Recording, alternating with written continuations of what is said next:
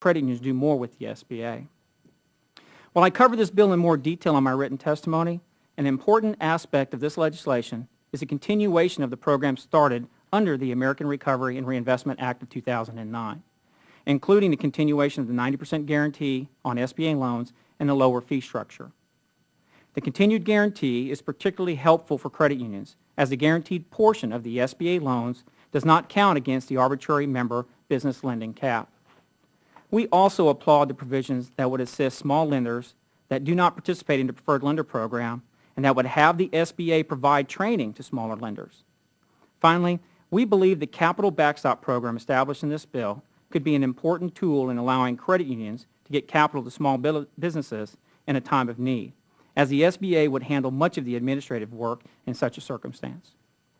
In conclusion, the current economic crisis is having an impact on America's credit unions, but we continue to provide excellent service to our members.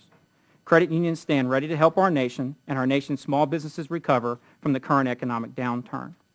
Legislation such as H.R. 3723 and the Promoting Lending to America's Small Businesses Act, H.R. 3380, would aid credit unions in their efforts to help our nation's small businesses.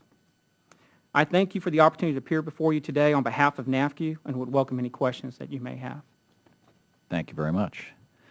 Let's go to Ms. Carolyn Galiette, Senior Managing Director of Ironwood Capital, located in Avon, Connecticut. Ms. Galiette is testifying today on behalf of the National Association for Small Business Investment Companies, one of the oldest organizations of venture capitalists in the world, and leading trade organization for small business investment companies.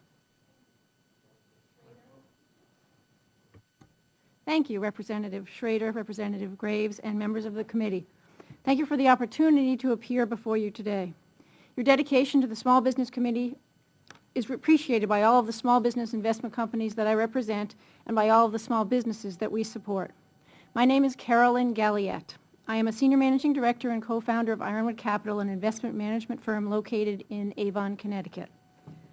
Over the past 8 years, Ironwood Capital has become a staunch supporter of the SBIC program.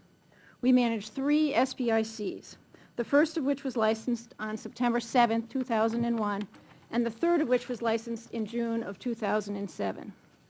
We, like many other SBICs, have managed through turbulent times, but have remained steadfastly focused on the objectives of the SBIC program: to provide patient capital, operating advice, and market experience to eligible small businesses, to generate a return for our limited partners through the success of these small businesses, and to be thoughtful stewards of the taxpayers' money, which lends capital to our funds. We fill a capital need that is unmet by other financial institutions, including banks which provide SBA guaranteed loans.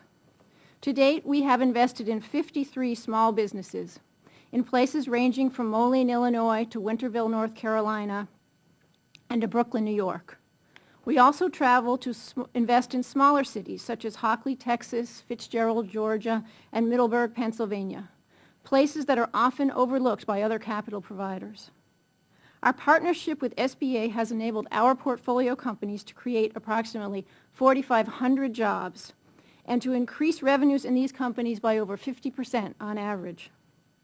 Moreover, we have accomplished all of this while making 50% of our investments in companies owned and managed by women and minorities and businesses located in and employing residents of low and moderate income communities. We have provided capital where larger, more established financing sources would not, some of which are the very lenders and investors who recently received TARP financing.